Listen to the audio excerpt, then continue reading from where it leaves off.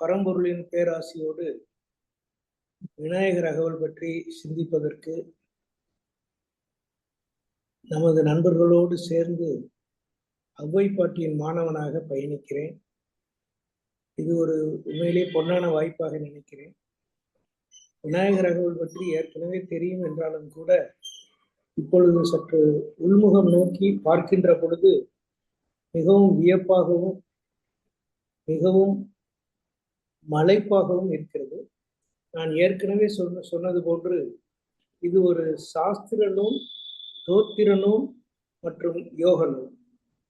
ஆக அந்த வகையிலே இந்த பாடலுக்கு மேலெழுந்த வாரியாக ஒரு விளக்கமும் உள்ளார்ந்த நுட்பமான விளக்கமும் இருக்கிறது. அதை நாம் புரிந்து கொள்ள வேண்டி இருக்கிறது. போன வாரம் வேலமுகமும் விலங்கு சிந்தூரமும் 5 கரமும் அங்குச பாசமும் அதோடு நிறுத்தியிருந்தோம். ஸோ இன்றைக்கு 5 கரமும் அங்குச பாசமும், அதாவது 5 கரம் என்பது இங்கே நம்ம வந்து 5 புலன்களையும் அடக்குவதற்கு அறிவு என்கிற அங்குசத்தை பயன்படுத்த வேண்டும் என்பதை விநாயகர் திருமேனி நமக்கு உணர்த்துகிறது என்பதை அவை பாட்டி சொல்லியிருக்கிறார். நெஞ்சில் குடிகொண்ட நீல மேனியும், இதுல ஒவ்வொரு வரியுமே ரொம்ப தத்துவார்த்தமாக இருக்கிறது. இப்போ பொதுவாக நம்ம பார்த்தா விநாயகருக்கு வந்து நமக்கு தெரிஞ்சு நீலமேனி அப்படிங்கிறது கிடையாது. அவரோட சிலை கருப்பாக இருக்கும். அந்த இதைத்தான் வந்து தோற்றமாக உருவகப்படுத்தி இருக்கிறோம், நம்ம எல்லாரும் வணங்குகிறோம். ஆனால் நெஞ்சில் குடிகொண்ட நீலமேனியும் அப்படின்னு அவ்வை சொல்லுகிறதுடைய நோக்கம், பொதுவாகவே இந்த தெய்வ அம்சம் பொருந்தியவர்களுக்கு நீலமேனி வாய்க்கும் என்று சொல்லப்படுகிறது. நீலகண்டனாக சிவபெருமானும் பார்க்கடலில் துயிரும் மகாவிஷ்ணுவுக்கும் நீலமேனி இருக்கிறது. ஆக இந்த நீலம் என்கிற நிறம் நம்மளுடைய வழிபாட்டு முறையிலே ஒரு சிறப்பான இடத்தை கொண்டிருக்கிறது என்பதை நாம் புரிந்து கொள்ள வேண்டும், உணர வேண்டும். அதை கொண்டுதான், அதாவது நம்ம அந்த ப்ளூ லைட் சயின்டிஃபிக்காவுமே வந்து டிவைன் லைட் வந்து it has got an inherent blue light என்று விஞ்ஞான ரீதியிலும் புரியப்பட்டிருக்கிறது, சொல்லப்பட்டிருக்கிறது என்று சொல்கிறார்கள். ஆகையினால விநாயகரை நாம் நெஞ்சில் கொள்ள வேண்டும். அதுவும் நீலமேனியாக உருக்கொண்டு நாம் அவரை வணங்க வேண்டும். இது சாதாரண மனிதர்களுக்கு. சித்தர்களுக்கு, யோகிகளுக்கும் அவர் வந்து நீலமேனியாக காட்சி கொடுப்பார். அதை வந்து அவர்கள் உள்ளார்ந்து உணர்ந்து கொள்கிறார்கள் என்பதுதான் இதனுடைய பொருள். ஆக இதுல ஒண்ணு, சாதாரண மனிதர்களாக இருந்து நாம் வணங்குகின்ற விநாயகர் மேம்போக்காக உருவகப்படுத்தப்பட்டிருக்கிறார். ஆனால் ஞானிகள் மற்றும் சித்தர்கள், இவர்கள் யோகிகள், இவர்கள் வந்து உள்ளார்ந்து சென்று அந்த தத்துவத்தை உணர்ந்து கொள்கிறார். போன வாரம் கூட நம்ம மணிக்கடவுள் ஒன்று அழகாக சொன்னார். அதாவது நீங்க சித்தர்கள் சொல்றீங்க, ஞானங்கிறீங்க, அதெல்லாம் எங்களுக்கு வராது. நாங்க வந்து பக்தி மார்க்கத்துல தான் போறோம். ஏதோ சாமி கும்பிடுவோம், சின்சியரா கும்பிட்டுட்டு போயிட்டே இருப்போம் அப்படின்ட்டு. இந்த இடத்துலதான் நான் வந்து அதை நானும் வலியுறுத்தி சொல்ல விரும்புவது என்னன்னா, பக்தி மார்க்கம், ஞான மார்க்கம், கர்ம மார்க்கம், அல்லது கர்மயோகம், பக்தி யோகம், ஞான யோகம், 3 இருக்கிறது. 3 வழிமுறைகள் இருக்கிறது. ஆனா 3 நோக்கமும் விடுதலை பெறுவது, சீவனை சிவத்தோடு இணைப்பது. இதுதான் வந்து நோக்கம். அது நீங்க எந்த மார்க்கத்துல பயணித்தாலும். ஆனால் பயணிக்கின்ற அந்த யோகத்திலே, அந்த மார்க்கத்திலே நாம வந்து ஈடுபாட்டோடு இருக்க வேண்டும் என்பதை நாம் உணர்ந்து கொள்ள வேண்டும். அதற்கு விநாயகர் அகவல் நமக்கு துணை புரிகிறது. விநாயகர் அகவல் வந்து பக்தி மார்க்கத்தை சென்று ஞான மார்க்கத்தை அடைவதற்குரிய வழியை காட்டுகிறது என்று நான் புரிந்து கொள்கிறேன். ஏன்னா அவை வந்து விநாயகரை போற்றி பாடுகிறார்கள். அதுவும் முதல்ல வர்ற 12 அடிகள் வந்து நம்ம அவரோட உருவத்தை பற்றி, அவரோட திருவடி முதல் திரு முடி வரைக்கும் உள்ள ஒவ்வொரு உறுப்புகளையும் அவை வந்து விளக்கமா சொல்லியிருக்காங்க. செந்தாமரை பூம்பாதம், பாதத்தை சுற்றி இருக்கின்ற சிலம்பு, அது பாடுகின்ற இசை, இடுப்பில் இருக்கிற அரைஞான் கயிறு, இடுப்பில் இருக்கக்கூடிய ஆடை, அதனால் அவருக்கு உண்டாகின்ற அழகு, பேழை வயிறு, பெட்டி போன்ற பெரிய வயிறு, பெரும்பாரக்கோடு என்கின்ற தந்தம், முகம், வேல முகம், யானை முகம், அதிலே இருக்கக்கூடிய சிந்தூரம், அந்த சிந்தூரத்தின் உள்ளே இருக்கக்கூடிய ஒளியை பற்றி நாம் போன வாரம் விரிவாக பார்த்திருக்கோம். 5 கரம், அவருக்கு 5 கரங்கள் இருக்கிறது. அதுல ஒண்ணு துதிக்கை, தென் அங்குச பாசம் கொண்டு அந்த ஐம்புலன்களை அடக்கி நம்முடைய மனதை அடக்கி நீலமேனியை காண வேண்டும். நான்ற வாயும் நாளிரு புயம். இங்க எகைன் அவ்வை சாதாரணமா பிள்ளையாரோட வாயை பற்றி சொல்லுகிறார்கள், அவருடைய புயத்தை பற்றி சொல்கிறார்கள். அவருடைய வாய் அகலமாக இருக்கிறது, நான்ற அல்லது தொங்குகின்ற என்று எடுத்துக்கொள்ளலாம். நான்ற வாய் என்றால் தொங்கும் வாய். 4 புயம், அவருக்கு 4 தோல் இருக்கு, ஆகையினால் அதை 4 புயம் என்று சொல்லுகிறார். ஆனா தத்துவ கருத்து இந்த இடத்துல என்ன அப்படின்னா, இந்த விநாயகர் யானை வடிவில முகத்தை கொண்டிருக்கிறார். அந்த வாயில நமக்கு ஒரு சிறப்பு என்னன்னா, வாசி யோகம் பயில்பவர்களுக்கு முக்கியமான அவயவம் வாய். வாய், அந்த வாயில உள்நாக்குல 2 துவாரம் இருக்கிறதாக சித்தர்கள் சொல்கிறார். அந்த 2 துவாரத்தின் வழியாக வாசியை மேலே ஆக்ஞையில் கொண்டு சகசிராரத்துல சேர்க்கிறது தான் மிக கடினமான பயிற்சியாக இருக்கும். ஆகையினால அந்த வாய் அகன்று இருக்க வேண்டும். வாய் மூலமாக செய்யக்கூடிய வாசியை குறிக்கக்கூடியதுதான் பிள்ளையாரோட அல்லது விநாயகரோட வாய் அப்படின்னு சொல்லி அவை நமக்கு சுட்டி காட்டுகிறார்.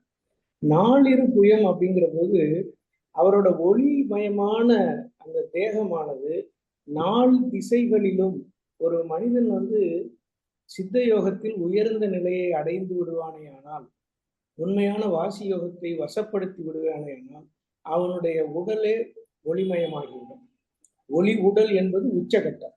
ஆனா அந்த வாசி பயிற்சியில நம்ம முன்னேறி கொண்டிருக்கும் பொழுதே நம்மை சுற்றி 4 பக்கங்களிலும் ஒளி வரும் அப்படின்னு அறிஞர்கள், தமிழறிஞர்கள் சொல்லுகிறார்.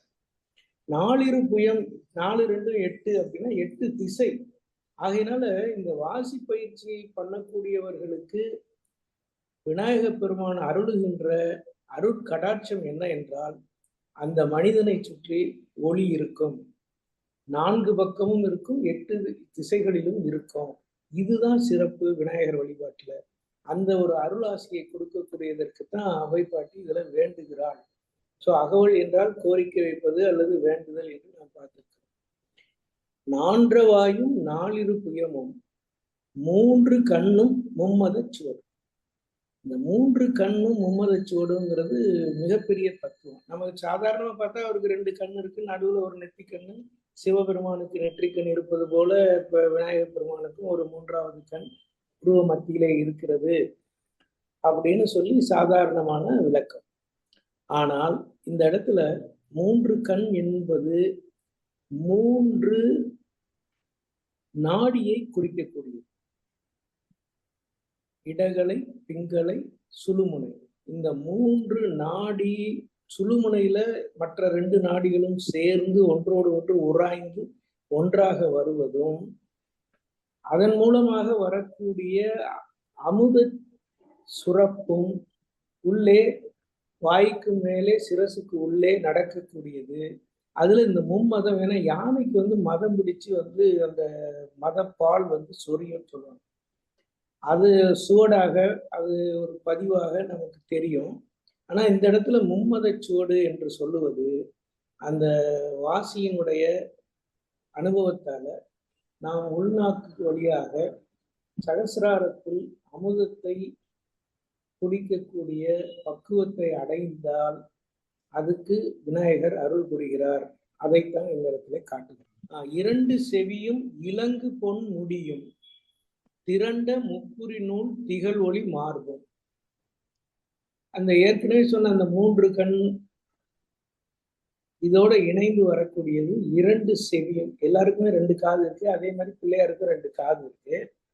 ஆனா இதுல சிறப்பு என்ன அப்படின்னு சொன்னா, நான் போன வாரத்திலே லேசா அதை குறிப்பிட்டிருக்கிறேன். நம்ம இந்த வாசியோகத்தினுடைய அனுபவமே நாதம், விந்து, இது 2ம் இணைந்து சிவத்தில் அடங்குவது, ஒடுங்குவது. மனமும் சுவாசமும் ஓரிடத்தில் ஒன்றிணைந்து அடங்கி இருக்கின்ற நிலைதான் நமக்கு அது உச்சகட்ட அனுபவம். அந்த 2 செவியில நாத ஓசை கேட்கும். அந்த நாத ஓசை 10 விதமாக கேட்கும் அப்படின்னு திருமூலர் சொல்லுகிறார். அது அந்த தியானம் புரிகிறதுல சிறப்பாக பண்ணுகின்ற பொழுது, சரியாக பண்ணுகின்ற பொழுது நமக்கு நாத ஓசை கேட்கும். அந்த 2 செவியிலையும் அந்த ஓசையை கேட்கக்கூடிய பக்குவம் வந்துவிட்டால் இலங்கு பொன் முடியும். விநாயகர் நிகரற்ற தலைவர், நிகரற்ற முதன்மை கடவுள் நம்ம சொல்றோம். எல்லா கடவுளையும் நம்ம முதன்மைதான், சிறப்பு தான், எல்லாம் சரிதான். ஆனா விநாயகர் நமக்கு பிரணவ சொரூபமாக இருக்கிறார். அகார உகார மகாரத்தை நமக்கு காட்டக்கூடிய உருவத்தை கொண்டவராக, அவருடைய உருவமே பிரணவ ரூபமாக இருக்கிறது. பரம்பொருளுக்கு ரூபம் கிடையாது, உருவம் கிடையாது. ஆனா நாம் வழிபடுவதற்காக ஒரு உருவத்தை உருவாக்கி இருக்கிறோம். அதுல சிறந்த உருவம் விநாயகர் பெருமானுடையது. ஆகையினால அவரை நம்ம அழகுபடுத்தி பார்ப்பதற்காக இவர்தான் தலைவர், நிகரற்ற தலைவர் என்பதை குறிக்கின்ற வகையிலே அவருக்கு பொன்னாலான திருமுடி அணியப்பட்டிருக்கிறது. திரண்ட முப்புரி நூல் திகழ் ஒளி மாறும். நான் ஏற்கனவே சொல்லியிருக்கேன், நம்ம விநாயகரை படிக்க படிக்க வாசி யோகத்தை பயில்கிறோமோ இல்லையோ, அதனுடைய அர்த்தத்தை புரிந்து தினமும் பாராயணம் செய்து வருபவர்களுக்கு விநாயகர் பெருமானின் அருளால் மார்பில் ஒளி பிறக்கும். மார்புன்னா இந்த இடத்துல இதயத்தை நம்ம சொல்லலாம். அநாகத சக்கரம் இருக்கக்கூடிய இடம். அங்க ஒளி திகழும் பொழுது அது திரண்ட முப்புரி நூல். இது மேலெழுந்த விளக்கம் என்னன்னா, அவர் பூணூல் போட்டிருக்காரு அப்படின்னு சொல்றது, மார்புல போட்டிருக்காரு, அவரோட மார்பு வெளிச்சமா ஒளியாக இருக்கிறது அப்படிங்கிறது மேலெழுந்த விளக்கம். ஆனால் அவ்வை தான் அனுபவித்தவற்றை, தான் அனுபவித்த யோகத்தை நமக்கு விளக்குகிறான். ஆனா எனக்கு கொடுன்னு அவர் பிள்ளையார்கிட்ட கேட்கறது நமக்காக வேண்டி. ஏனென்றால் அவ்வையே ஒரு பெண் சித்தர். இந்த அனுபவங்களை எல்லாம் அவள் அனுபவித்து அறிந்த காரணத்தாலே தான் இதை தெளிவாக சொல்ல முடிகிறது. இந்த விளக்கம் சொல்றதுக்கு கூட அந்த அனுபவம் இருக்கிறவங்களுக்கு தான் ரொம்ப தெளிவாகவும் உண்மையாகவும் விளக்க முடியும். மற்றபடி அது தியரட்டிக்கலா எக்ஸ்பிளைன் பண்ற மாதிரி தான் இருக்கு, இப்ப நான் பண்ற மாதிரி. ஆகையினால அவள் அனுபவித்ததை மானிடம் முழுவதும் அனுபவிக்க வேண்டும் என்கின்ற எண்ணத்தோடு அவள் விநாயகருக்கு இந்த வேண்டுதலை வைக்கிறார்.